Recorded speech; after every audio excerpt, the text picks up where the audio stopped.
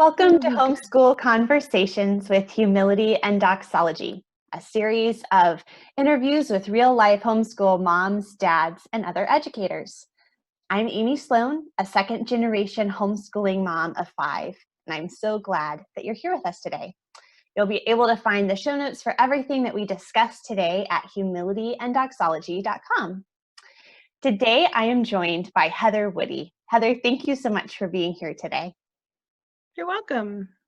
Well, Heather is on a mission to help families with out-of-the-box teens homeschool high school with peace and confidence. Homeschooling 4 of her own out-of-the-box teens, 2 of whom have already graduated and are thriving at their dream schools with large scholarships and an Ivy League admission.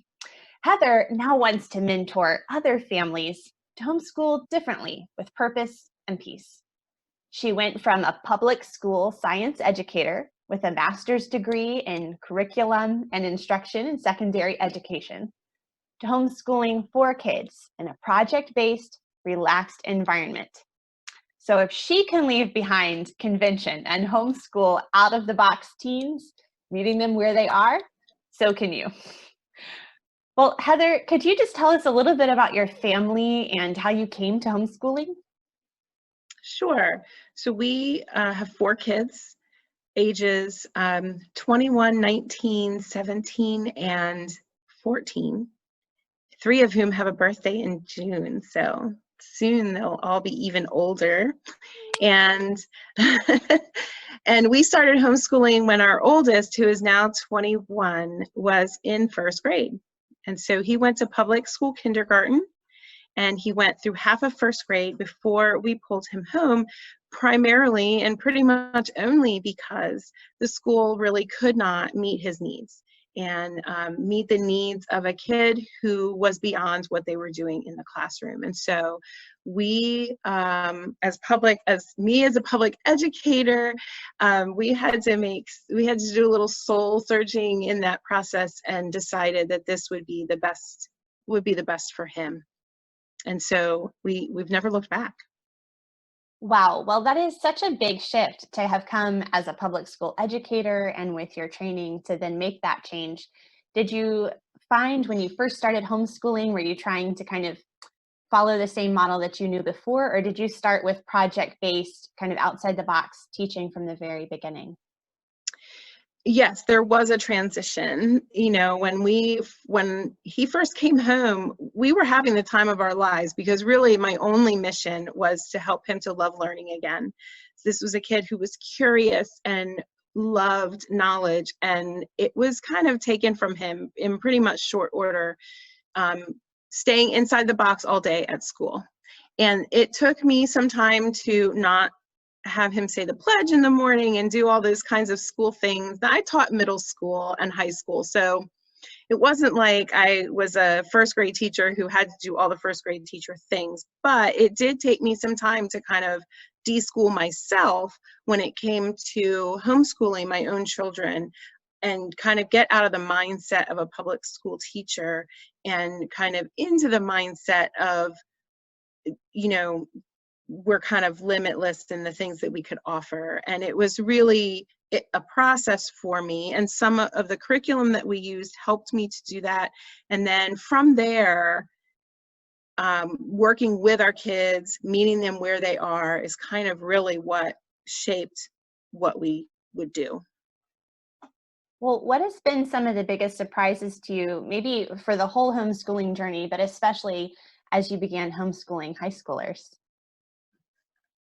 I think the biggest surprise is probably that our kids, whatever way we choose to homeschool, our kids kind of take that in, and then as they get older, they begin to apply it. And watching our college kids thrive, even though I think people kind of wondered about our methods, watching them thrive is not surprising to me, but it's pretty cool.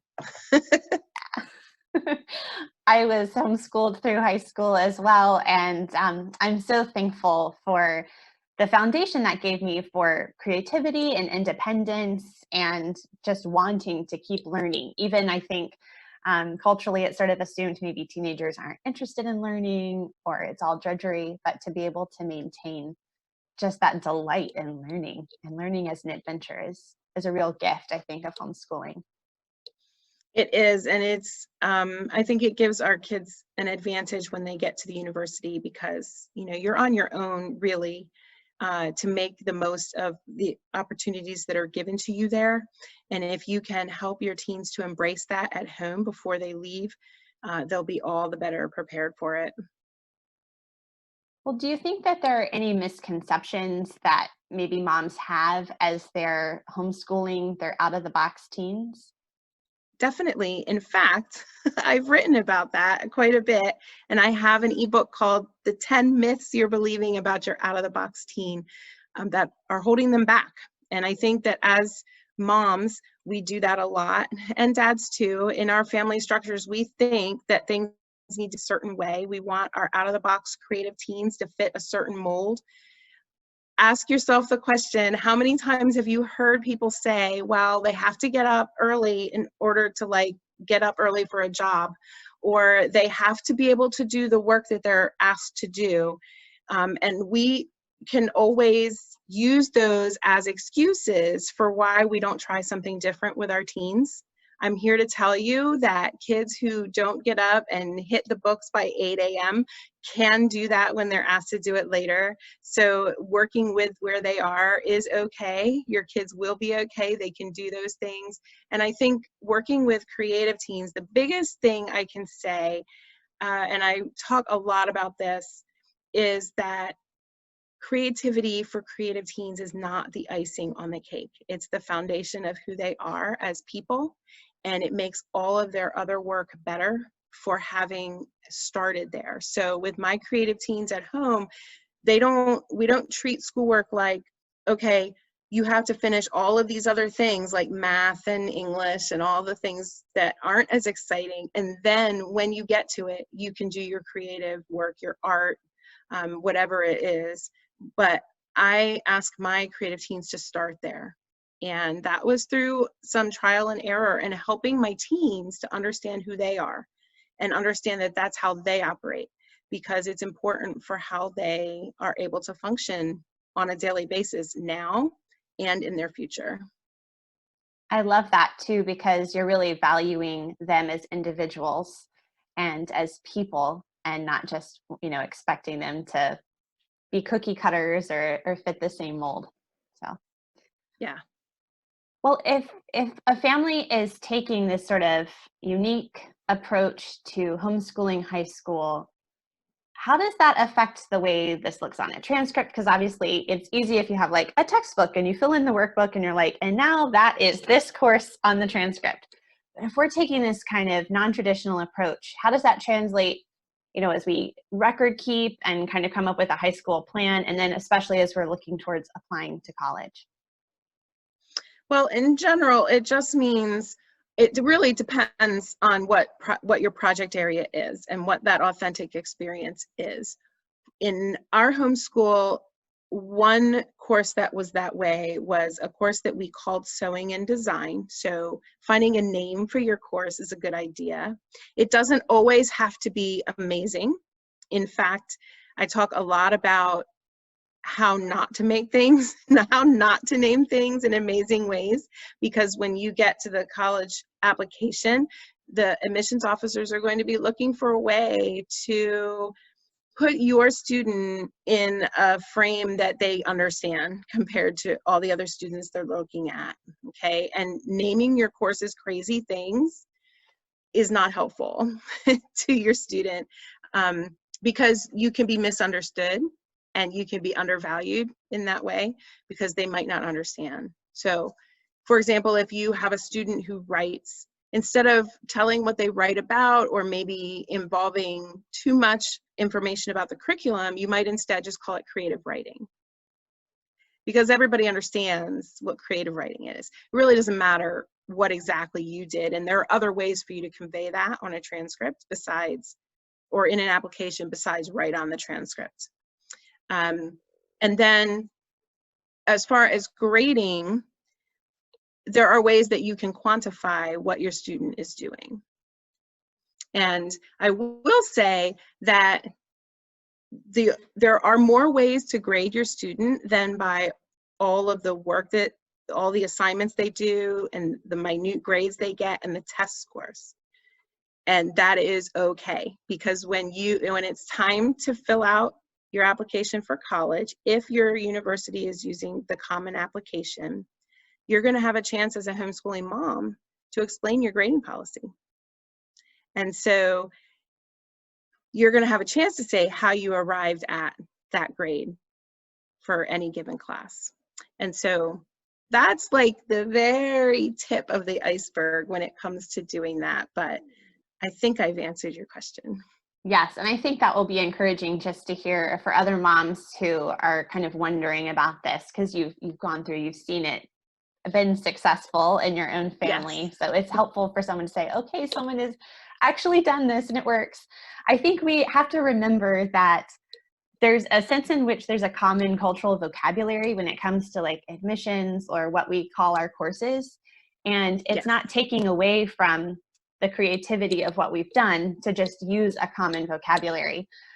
For instance, so we take a classical approach, and so we will study what we would call humanities or moral philosophy. Well, really, this is literature and history and writing and philosophy. Like, it's a whole bunch of things, but we pursue them in a unique way.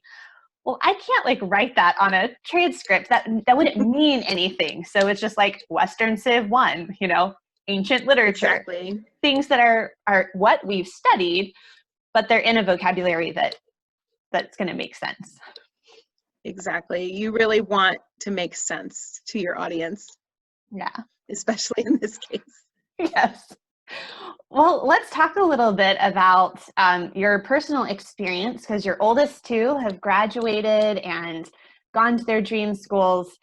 And I would just love to hear a little bit about that story, because I know that's sort of two different areas of interest that they've followed. Yes. So our oldest actually had a little bit of a different path. And so one of the things that I do on my website is I speak to students who have a chronic illness and might follow a different path because of how they feel on a given day. So our oldest is 21. He's a sophomore at Purdue University, and his story had a plot twist in it in high school. And so he had an extra year of high school. We're also very big champions of the 5th year. And he did that and a medical gap year before he went to Purdue. And so we can speak to a couple of different things there. He has a scholarship there for professional writing, and he gets to use the services that the university provides for students who need extra help. And so mainly because of his story getting there, there are places that will look out and be an advocate for your student. And so that is something that probably not a lot of people talk about. And so he is wildly successful there, and we're excited for him, even though it's 3 states away from home. And then my daughter is more local to us, very, and she is at Cornell University for fiber science and apparel design. So her story is showy because people see evidence of her project work for a long, long time. And she applied and got one of roughly 9 or 10 slots in the design program within the department. So that was exciting. Yes. Well, congratulations to both of them. Were they pretty set on their future path of what did they have like a vision for where they wanted to go from the beginning of their high school journey? Or was it sort of a bit of twisting and figuring things out as they went along? Well, they both had an idea of what they wanted to do. Our oldest definitely loves writing. He used a particular curriculum that kind of set that in stone for him. And then when we were looking at universities and thinking about, he had some criteria and really thought about and was thinking about where he could go to really study that well. And Purdue has the OWL. You might be familiar with the online writing lab, and that is what attracted him to that program. And that and the fact that it's one of not too many professional writing programs as opposed to English or creative writing. And then my daughter, definitely from a young age, she knew she was pouring into that talent that she has and sharpening her design skills. And for her, it was a matter of really figuring out that she wanted to go for the program at Cornell, and then figuring out what else do I have to do to get to where I want to be. For my son, it was applying for a scholarship based on his test scores, and for her, it was really her portfolio and working towards how am I going to make up the gap in some coursework to get into an Ivy League program. And so once those goals were decided on, they were off and running. I'm so encouraged to hear this story too, because I think one thing you kind of said there at the end was she had a goal, she knew where she wanted to be. And so then she looked and said, okay, well, what do I need to do? Kind of looking backwards almost. And so to make that feasible. And I think. And the one thing I would say about that is that notice my language was that she just made that decision and that she decided this is what she wanted. And then she had to own some behaviors to get to where she wanted to be. And for me as a parent, my job is to leave those doors open as long as I can for them so that they have some room to make decisions that might change. For example, when she entered high school, she was still in pre-algebra, and then she had to put the jets on and actually completed Algebra 1 her freshman year, but that still meant taking trig and calculus her senior year. Yeah. So, it's important for us as parents to be good mentors, not necessarily directing. When you talk about an out-of-the-box teen, understanding how you are as a student is not as important as understanding who they are and helping them to get to where they want to be. Not necessarily the way I would do it, but in the way that works for them and, is going to ultimately complete their goal. Well, what are some of the questions maybe we as parents should be thinking about, or we should be encouraging our teens to be thinking about as we are, working together to design their high school plan? Well, the first thing I would say is that your high schooler needs to be at the table for the high school plan. If you are sitting by yourself developing plans for your high schooler, you may be disappointed with the results of that plan, because really you need to involve them. Even if there's a big difference between a high school freshman and a high school senior. Your high school freshman and even your high school sophomore, there's a switch that's going to flip mostly between sophomore and junior year, sometimes between junior and senior year. And so you got to remember that. And some of your freshmen are not going to be ready to be in total control of what they're doing, obviously. So you got to kind of give them small opportunities to do that. Also, if you are a homeschooling mom who's been like running the show, this is what happens, this is what we do, and your student is not used to being brought to the planning process, it's going to take a little bit of time to establish that trust that you mean what you say what they want to do.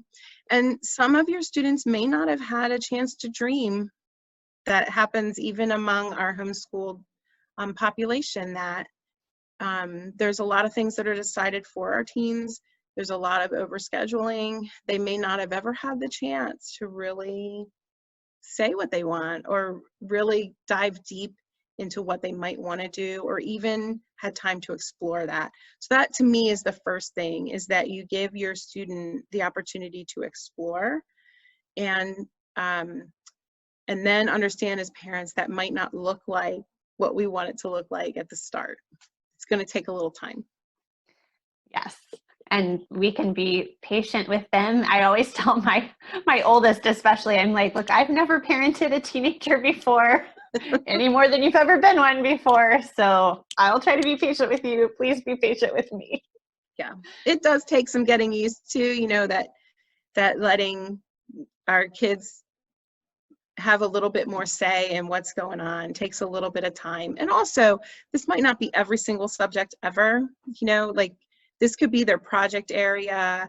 It, you know, you want them to be part of the planning in like what their 4 years is going to look like.